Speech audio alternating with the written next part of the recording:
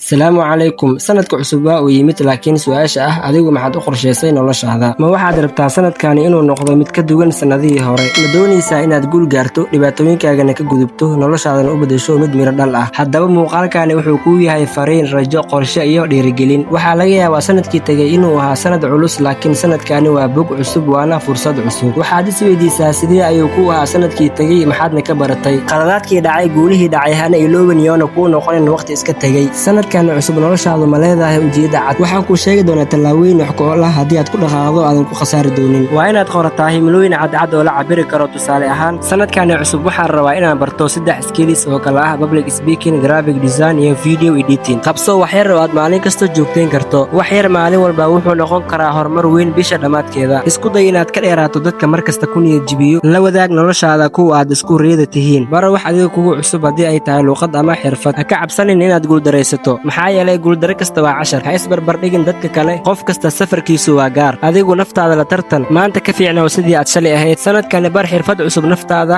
akhri buugaag, daryeel caafimaadkaaga, la xiriir dadka ku dhiirigeliya, naftaada la hadal si naxariis leh, samee mar walba wax adiga kuu faa'iido ah. Wax walba bilaabid ayay ku habboon yihiin haddii aad sugayso waqti ku habboon. Ogow, sanadka cusub waa uu yimid, waqtigaasina waa hadda. Sanadkani cusub wuxuu noqon karaa sanad aad noloshaada beddesho, sanad aad riyooyinkaaga dhabta aad rumayso, iyo sanad aad noqoto qofka aad mar walba rabtay inaad noqoto. Sanadkii tagay wuxuu ahaa sanad ay dad badan ku kulmeen guulo iyo guuldarrooyin, farxad iyo murugo, rajaan iyo niyad. Laakiin hadda bog cusub ayaa furmay, qof kastana wuxuu haystaa fursad uu ku bilaabi karo noloshiisa. Sanadkani cusub ha noqdo mid aad adigu gacanta ku haysato. Ha u ogolaanin duruufta dadka ama cabsida inay go'aamiyaan waxa noloshaada ka dhici doona. Isweydii, maxaad rabtaa sanadkani inaad noqoto? Maxaan rabaa inaan gaaro? Maxay tahay sababta aan u noolahay? Haddii aad su'aalahaasi si daacad ah isu weydiiso, waxaad helaysaa waddada saxda ah. Sanadka cusub waa fursad, taasoo lagu saxayo wixii horey u qaldamay, lagu dhisayo naf, laguna diyaargaroowayo nolol ka wanaagsantii shalay. Waxaa laga yaabaa sanadihii hore in noloshaada ay dhibaato ku reebeen, laakiin hadda waxaad haysataa fursad cusub oo aad wax kaga beddeli karto noloshii hore. Guushu ma ahan nasiib, waa natiijada go'aankaaga. Haddaa rabto sanadkan inuu ka dugnaado sanadkii hore, ficilkaaga maanta ayaa go'aamin kara. Ha sugin beri, hana eegin cid kale, adiga ayaa isbeddel ka bilaabi kara.